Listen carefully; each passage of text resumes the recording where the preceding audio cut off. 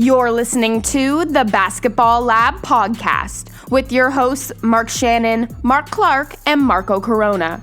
They'll discuss all the top news and stories from around the basketball world while giving their opinion and insight. Now, here are your hosts.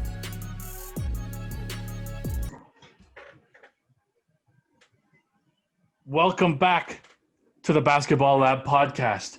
I'm your host, Mark Shannon, and once again, I'm joined remotely by my co-host, Marco Corona. What up? My playing shirt. It's my playing shirt. Playing shirt? Man, I think the Raptors are in tough to get into that play-in spot. That's okay.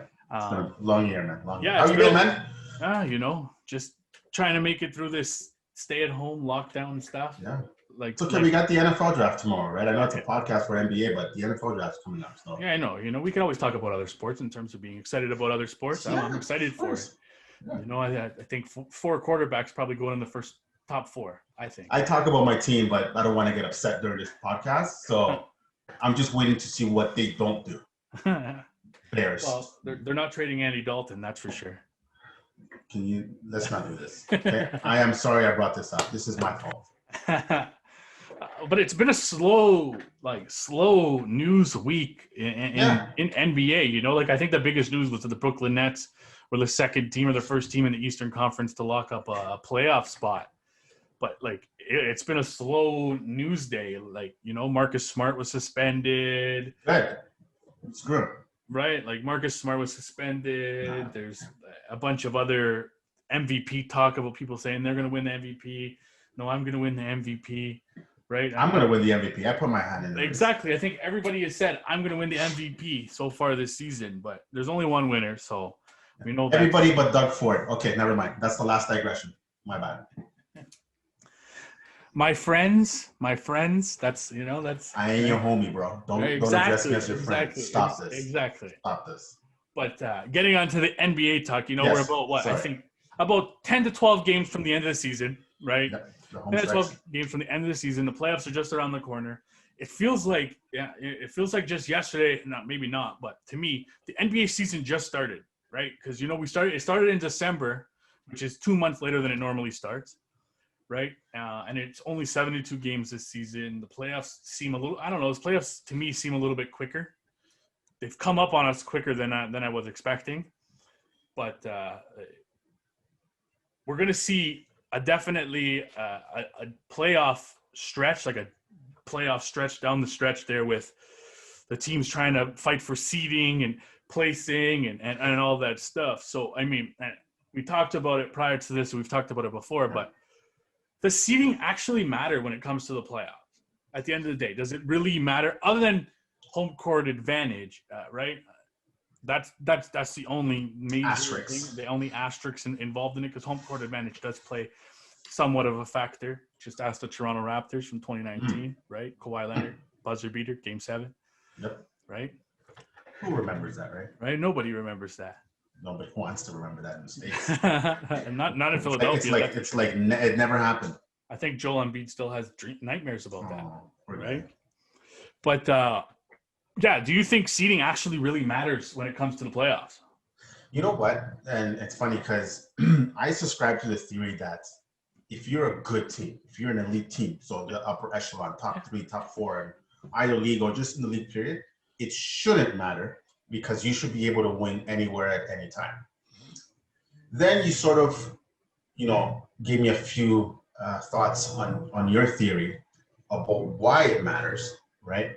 And I'm sort of now where I was going to come at you 100% gun-ho. And I've always subscribed to this theory in every sport. Listen, get into the playoffs, do your damage when you start, you drop the puck, you tip off, the first pitch, whatever it is, right, you kick off. It doesn't matter where you start because if you're good enough, then you should win anywhere.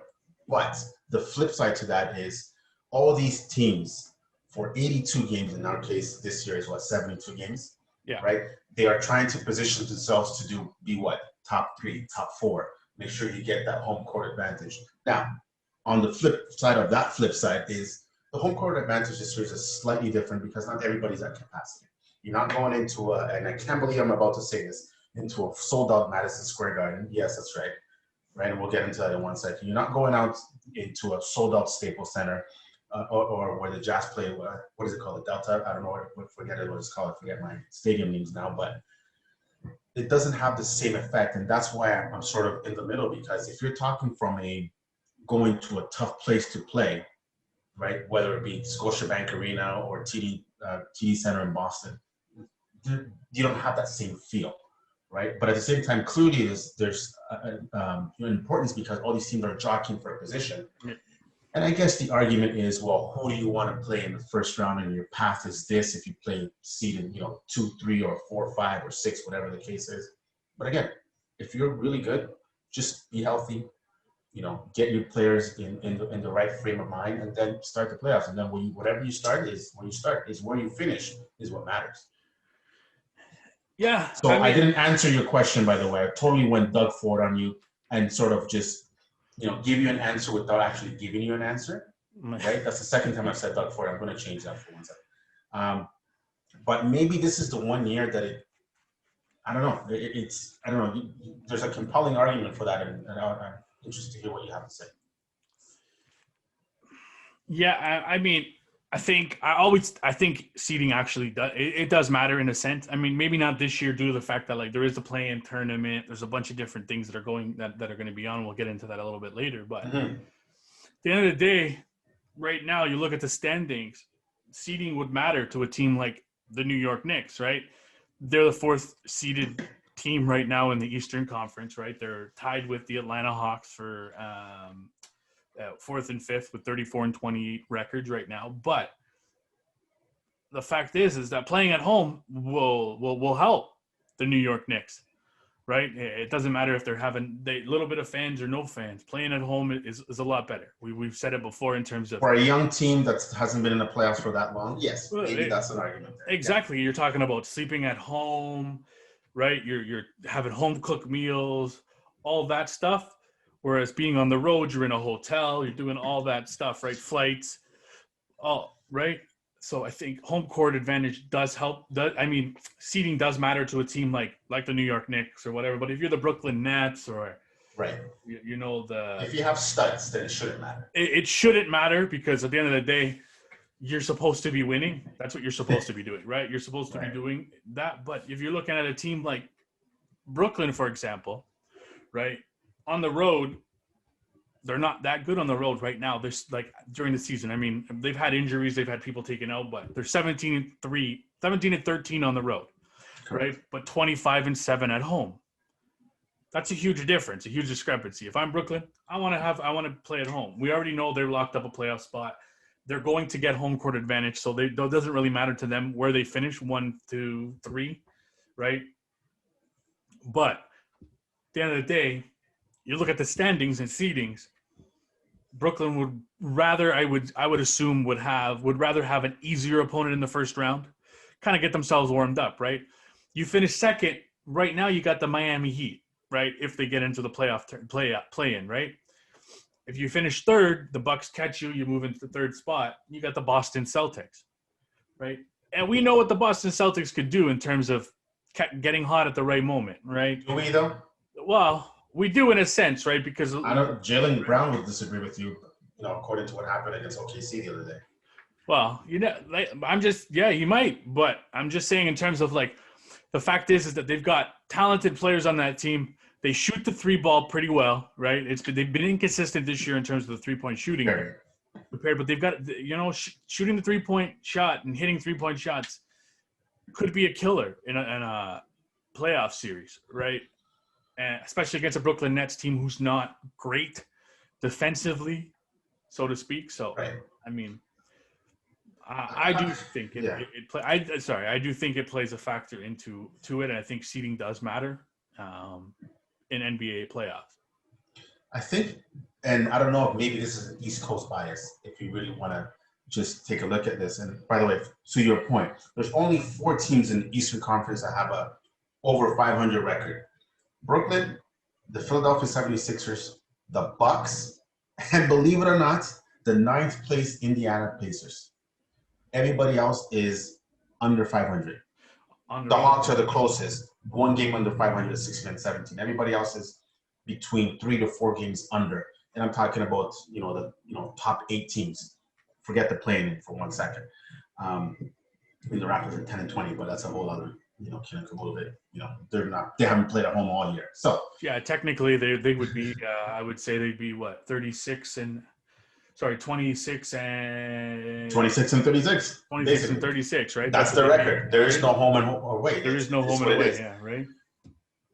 What I heard you say was if the Celtics get this, if the Knicks get that, and I think that's the issue in the Eastern Conference. There's a lot of ifs. Yeah. Right? We don't know who the Celtics are because prior to, in the beginning of the season, they started well. Then there was a stretch where Marcus Smart was away and they sort of fell off a cliff a little bit. They almost went down to the 8th seed, if I'm not mistaken, at one point. Yeah. Then they went all the way back up to the 4th or 5th seed.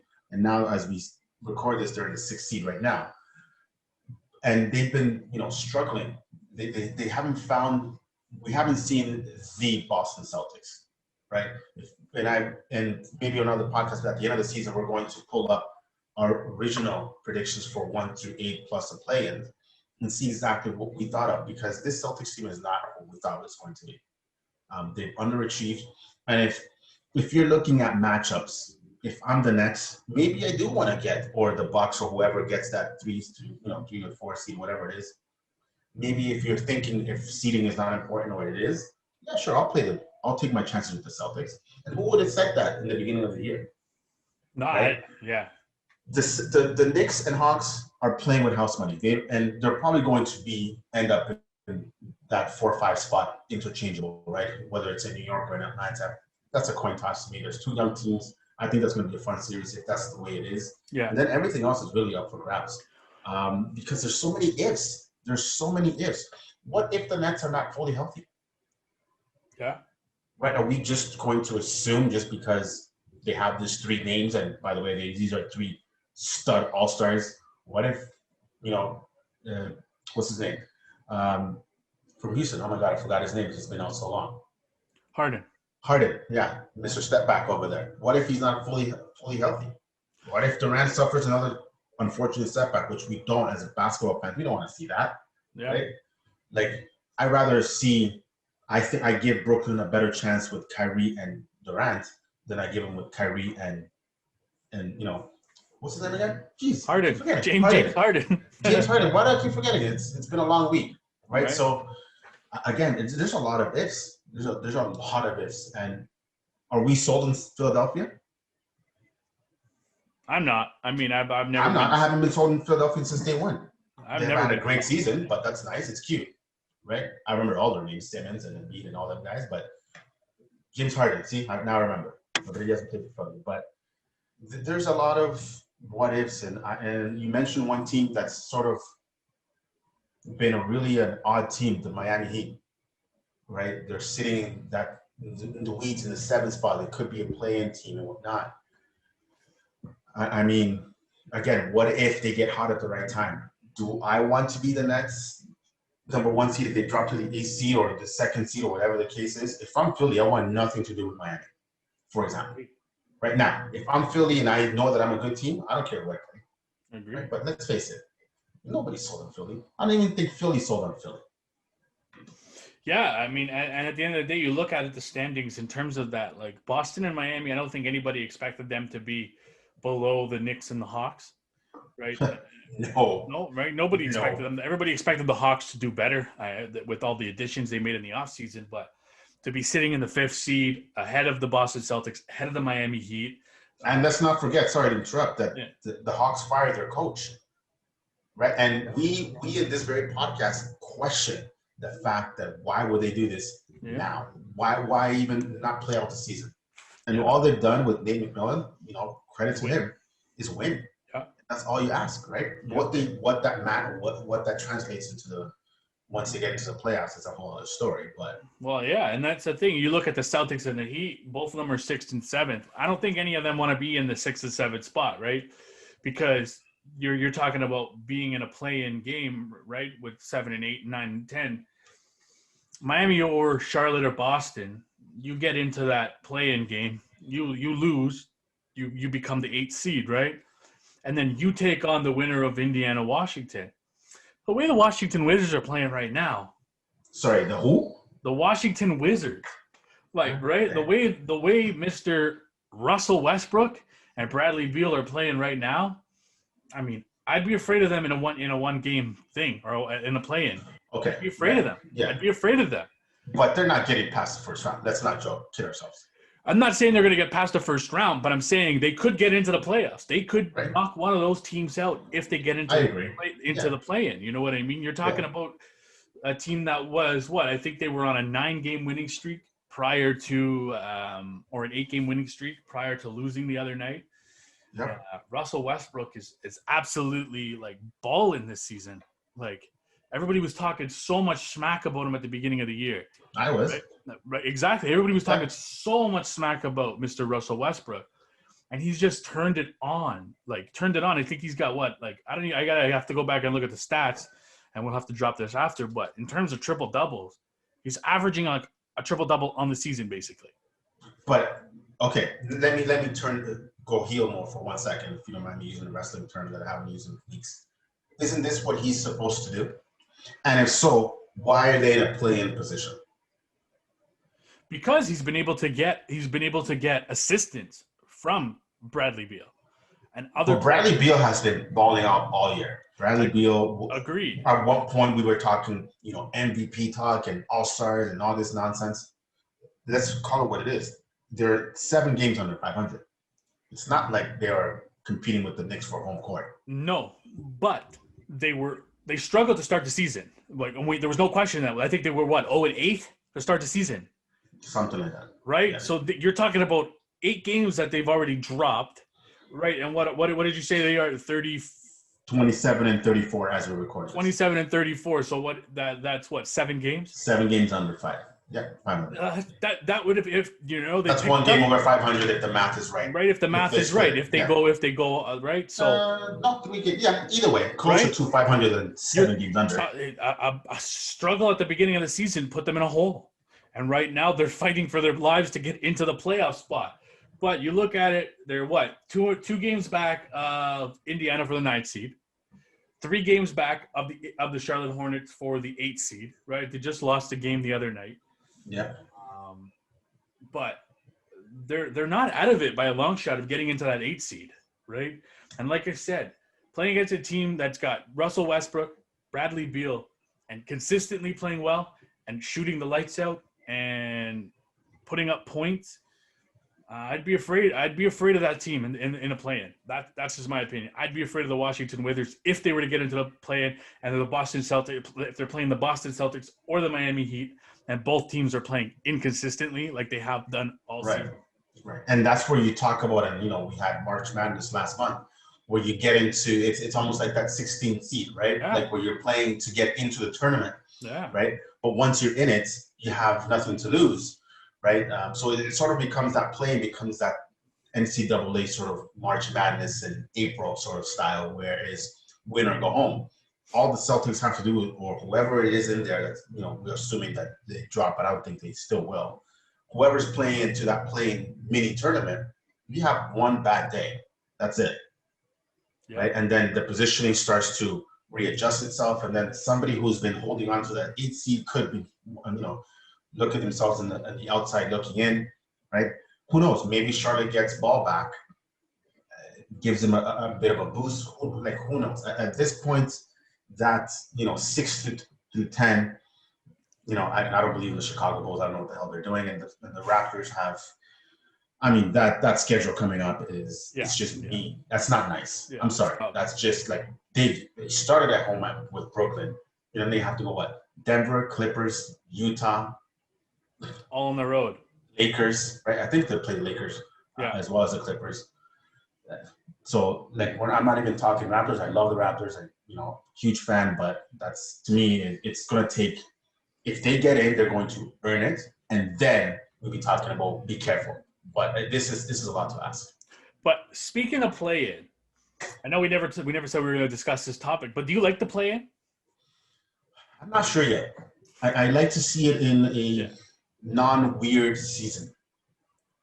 What the play-in has done is similar to baseball when they added that wild card. It's give franchises and teams that normally at this point would be looking to see where they're going to pick to see if they can compete for a play-in spot, right? And it keeps markets in position. And by the way, what it does is sort of reduces I'm going to say the T word, the tank nation mode, right? So if you're looking from a competitive balance, from an entertainment point, if you're getting the small markets, like let's face it, like Charlotte and whatnot, even though Charlotte is in the 8th seed, like there's no worry about them. If they fall out, that's it, they're done. They still have a chance to sort of play in to get in.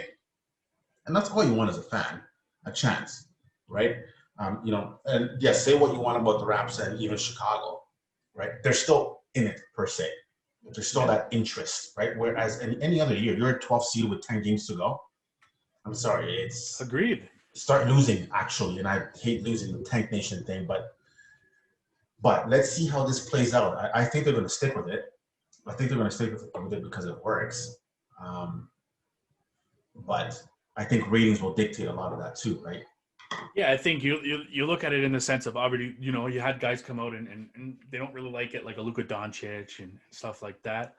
But at the end of the day, if you're on one of those teams that's fighting for a play-in spot, like we were talking about earlier, who would have thought a month ago or a month and a half ago the Washington Wizards would even have a sniff of a play-in spot?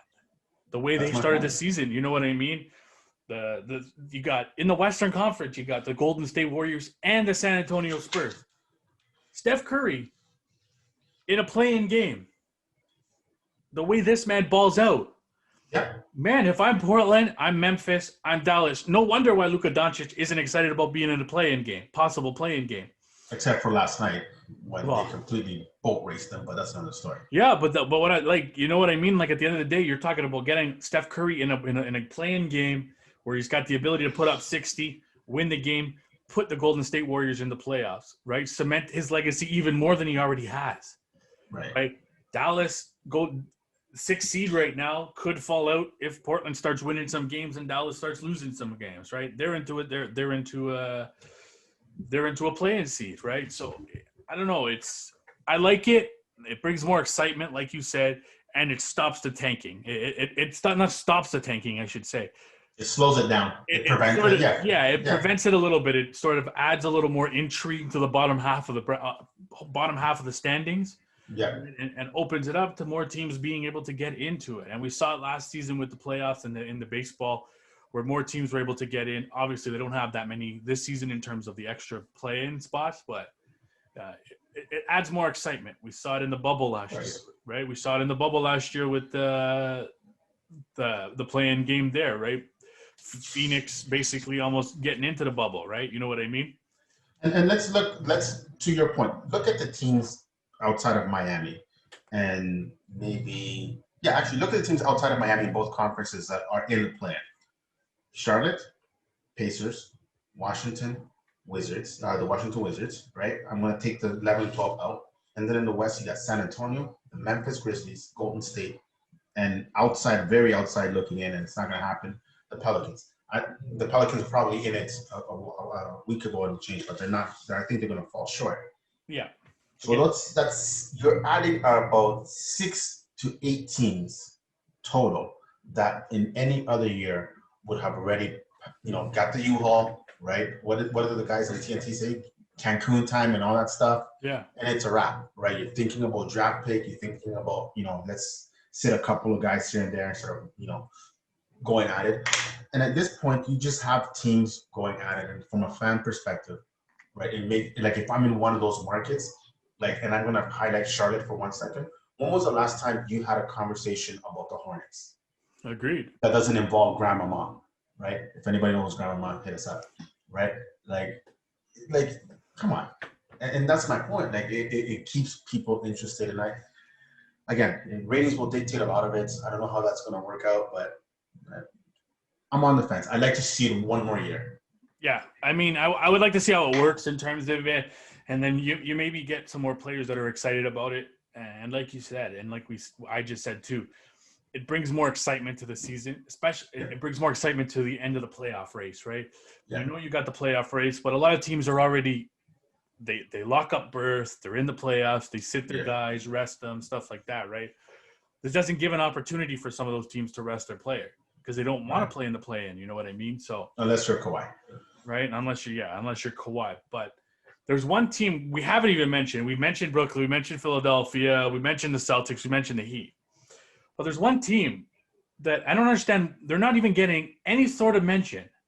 The Milwaukee Bucks. They're the 3rd seed in the Eastern Conference, right? They're 20-10 at home, 18-13 on the road, right? They've won. They're 6-4 in their last 10, and I believe they're only 3.5 out of first in the Eastern Conference, right? But not many people are talking about the Milwaukee Bucks as a team to look out for when it comes to the playoffs. In your opinion, are they kind of being slept on a little bit? Yes, they are. And listen, especially in the NBA, you are what you've done in the playoffs, right? And we've seen this a lot, like being in Toronto and being Raptor fans.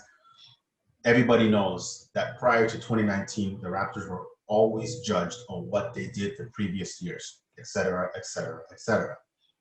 And I think the reason that the Bucks are being slept on is because what they have done or not done in the previous years, et cetera, et cetera, et cetera. They have a 2-time MVP, Defensive Player of the Year, made additions, and somehow they're the least talked about team of the top 6 in the league. Not in the East, in the league. Like, if you're talking about the top 6, people are going to, right off the top, they're going to say Utah, they're going to say Clippers, they're going to say Nets, they're going to say Sixers. Gosh, I'm willing to bet they're actually going to probably even say the Knicks before they say the Bucks, because the Knicks are, the hot story, right? Yeah. You haven't seen the Knicks in like 80 years. But the Bucks have been sort of just laying in the weeds now. Whether you believe them or not, I don't know. I just know that right now, they are in the best position right now because nobody's talking about them. They're not getting the hype. They have Giannis out of the freaking Kumpo on their team. It's not like they have a bunch of bench players on their team, scrubs, right? Like, yeah, I mean, I think that right now, in the playoffs would start right now, they would get Boston. Which, if I'm Boston, I don't know, right? The battle of the green gang over there, but the Milwaukee Bucks are in a good position to maybe, as a 3 seed, sneak up on somebody, which is weird to say, right? Because if you're a 3 seed, you shouldn't be sneaking up on somebody. That's why you're the 3rd seed.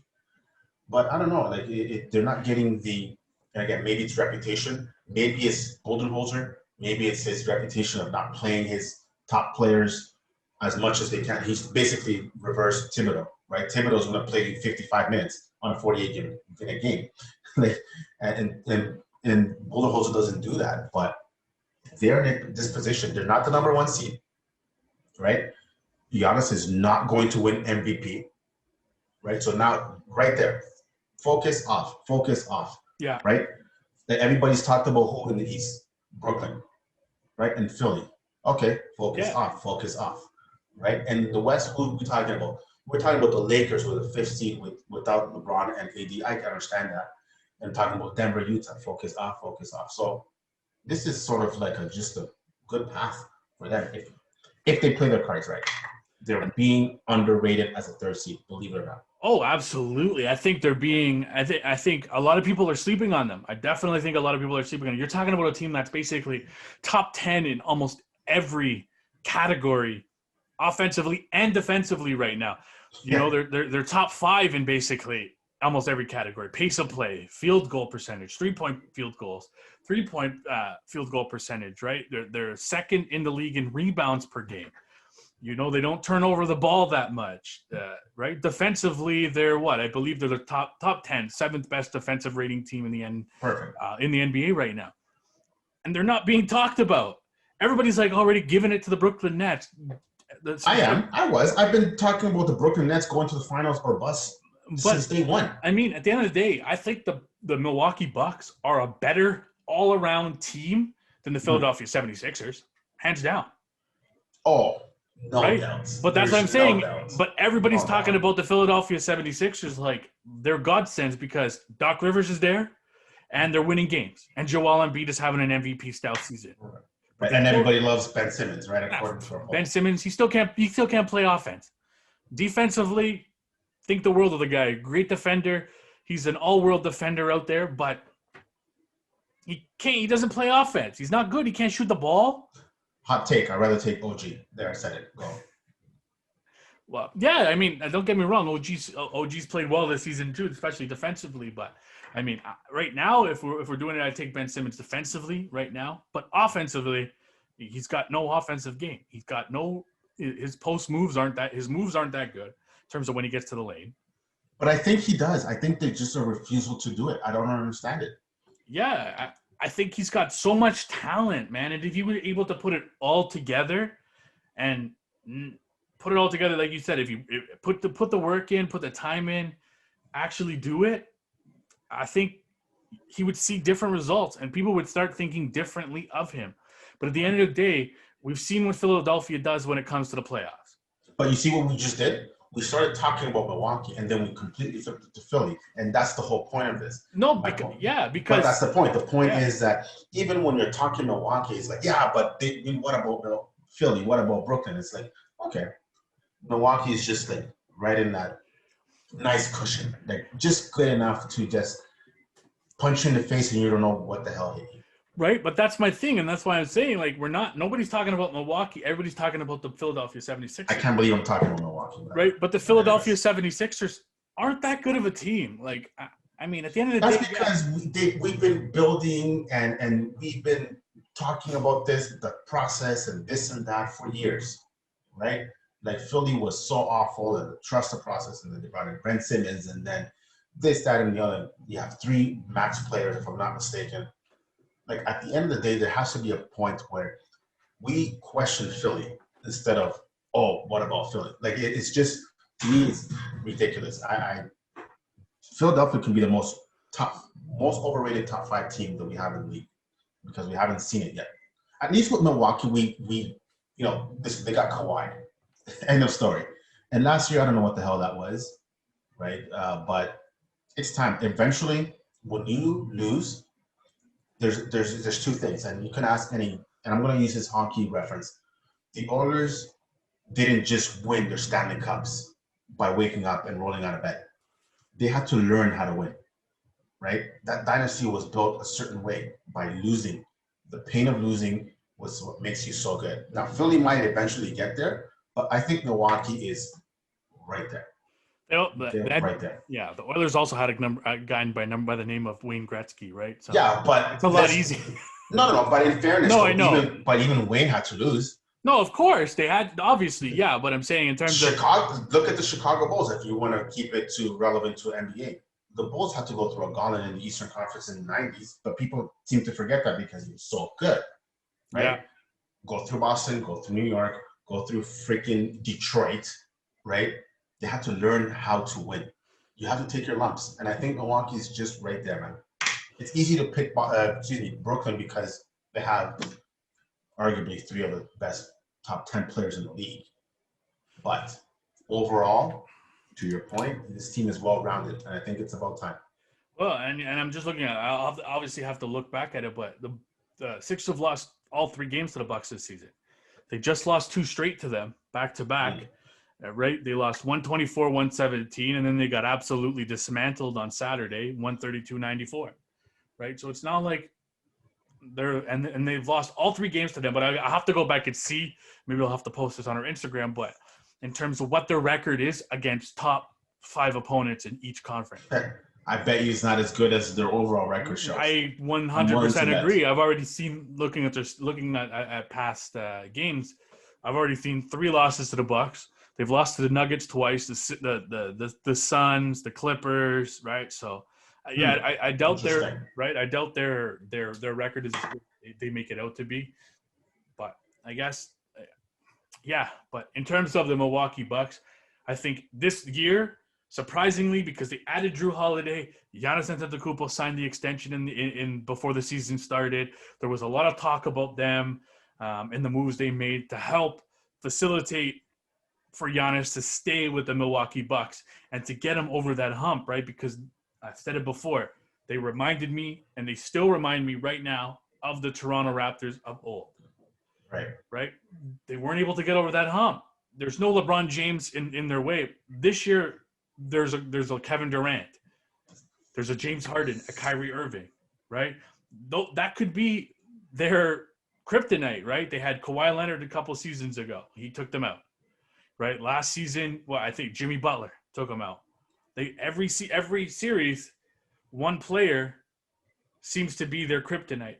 And it was the same thing with the Toronto Raptors a couple years ago, like when DeMar DeRozan and those guys were here, right? With LeBron James being their kryptonite, they couldn't get past LeBron James, right? So I think they're being slept on this season. I don't think a lot of people are talking about them, and I think people need to start talking about them, because I think once they get into the playoffs, and if they put it together like they are this season and they play the same way they're playing right now, I think they're going to be a hard team to beat. Right. And I think they have a legitimate shot at making the Eastern Conference Finals and making the NBA Finals this season. And saying that if they lose game one, everybody's going to say trade Giannis. So whatever. True. Very true. Very true. You know what's going to happen. Right. Very, very true. But I do want to bring up one more team before we end it off here. The Phoenix Suns. I know we've talked about them before. You talked about the Phoenix Suns? No, me never. I would never talk about them. Oh, so those two jerseys that you have there have nothing. Okay. No. I never talked about them. No, I never talked about them. But at the end of the day, you look at their record: 23-9 at home, right? And they're 20-9 on the road, right? So they're 11 games above 500 on the road this season. They're not going to be an easy team to just beat when it comes down to the playoffs, right? You've got a Chris Paul who's playing well, Devin Booker's playing well, DeAndre Ayton, McCall Bridges. They're a talented team there. They're 7-3 in their last 10 games, and I think they've beaten a lot of top 5 opponents in both things, right? So it's not like they've been just beating up on the little guys, right? They've been beating up on a lot of the bigger guys as well, right? So I think they're going to be another team that a lot of teams have to look out for when the playoffs roll around, because they have a lot of talent on that roster. Right. I think the difference between Milwaukee, just to sort of tie in this together, and Phoenix is that there seems to be a little bit more excitement about Phoenix as a number 2 seed than Milwaukee, what we've seen as a number 3 seed, even going back 3 years ago. What we've seen already from Milwaukee as far as the resume. Yeah. Right now, that may have to do with the fact that Phoenix has been a doormat for years prior to, the last year in the bubble, right? So there's been this buildup, and eventually it's going to catch up. Meaning that if they don't do something that's a decent run, then eventually the expectation changes. It's like, oh my God, I can't wait to see Phoenix. It's like, well, I can't wait to see what they're actually going to do, right? So they're right there in that in between spot. Christopher Paul, by his government name, has done wonders for that team. And, you could argue that, and maybe it's for another day, maybe for, end of the season. And I'm not sure if I recall us talking about this and which tier he fell in the MVP race, but you can make an argument that this is what an MVP should be doing. Now, his numbers are not jumping off the page. I think he's actually made Devin Booker better, obviously, which is impossible to think that you actually make him better. Right, but the entire team has changed. They have actually matured and grown from even the bubble. Last year, let's face it, last year was a Cinderella run. Oh, absolutely. Last year, you can argue, it was almost like, oh, yes, nice story, it was cute. And now this year, it's like, oh, damn, they added Chris Paul and other pieces. And, this is a solid team. So now they're in that conversation now in the next few years with Utah and Denver, hopefully when Jamal Murray comes back. I hate that injury. I really do. The Lakers are going to get older sooner than the other teams that I just mentioned. So Phoenix is right there. Eventually, Chris Paul, of course, is going to retire, but he doesn't seem like to be slowing down at any point. Phoenix should be talked about seriously, and I think this team is an actual real problem. And I'm not saying that just because it's you have the 2 jerseys in the back or it's cute to talk about. I actually do think that the Phoenix Suns are an actual real problem. And I'm telling you right now, I'm going to go on record. If they are in the Western Conference Finals, I would not be surprised because they are that good. This team is talented, man. It might be a year of maybe where they should be. I am telling you right now, and I'm saying this because I'm your friend and we're homies and this and that. This team is going to be a problem. I repeat. Buckle up. It's going to be fun. Yeah, and as we end off this podcast, we were talking about seeding earlier on there. The Charlotte Hornets are down 8 right now going into the fourth quarter. Down 8 to the Boston Celtics going into the fourth quarter. The New York Knicks are up 10 on the Chicago Bulls. And the Washington Wizards are up 12 on the Los Angeles Lakers. Right? So if things stay the way they are, the game ends the way they are. Right now you're talking about the Washington Wizards would be 2 games back of the 8th seed in the Eastern Conference, right? Mm-hmm. So he'd be 2 games out of that 8th seed. So we talk about seeds and how it doesn't matter, but I see what you did there. Right, okay. the Washington Wizards have the Cavaliers, the Mavericks, the Pacers, the Bucks, the Raptors, the Pacers again. Right, that's a team they're trying to catch. Right, they're trying to catch the Pacers. That's 2 games. Those are huge. Those are huge games, right? With all the respect to the Toronto Raptors, those 2 games against the Pacers could be the difference. Yeah, exactly. You're talking about you're 2 games behind them, so you got to leapfrog them, right? You get the Hornets to end the season, right? Because it was I think it was a postponement game that they're making up at the end of the season. So you got the Hornets to end the season off, plus the Cavaliers, right? So they have a legitimate shot of climbing into that 8th seed. And to your point before, by the way, and I think that you're winning this conversation today.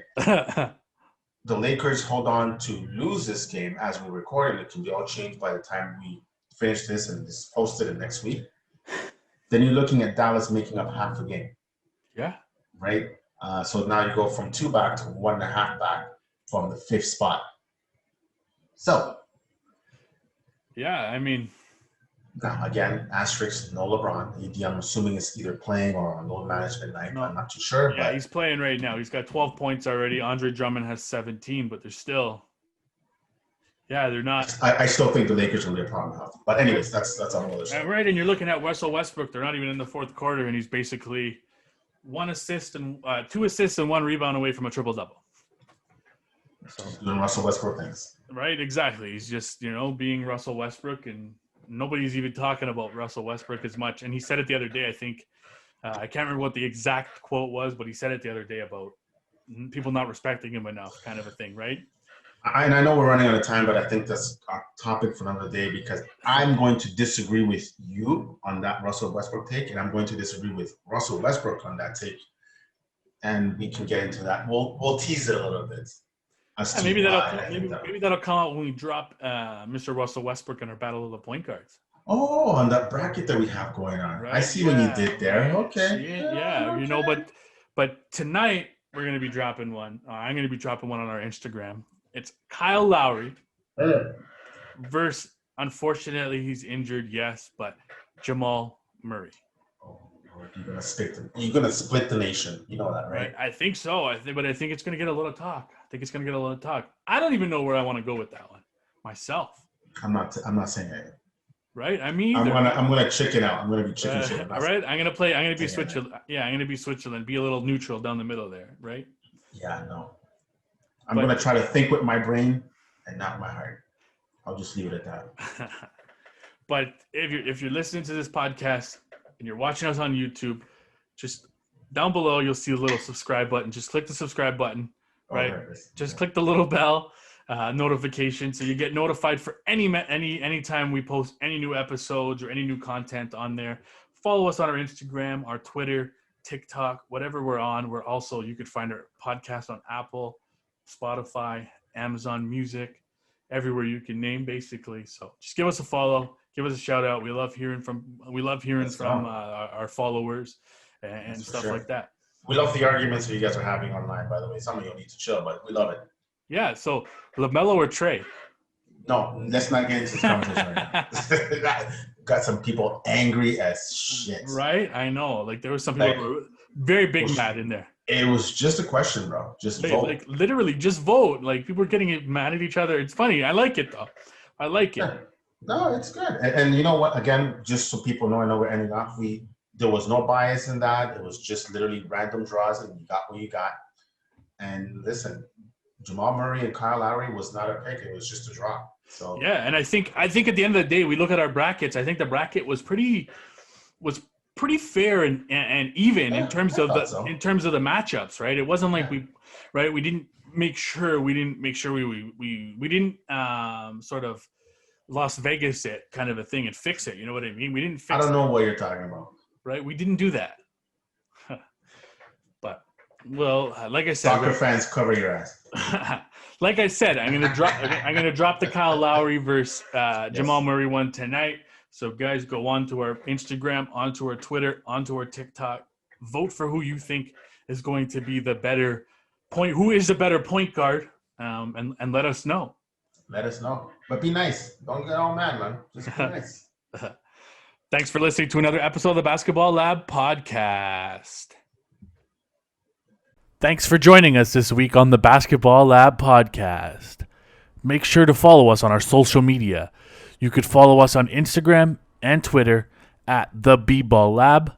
You can also subscribe to our YouTube channel, the Basketball Lab podcast, and you could also find us on iTunes, Spotify, and Amazon Music.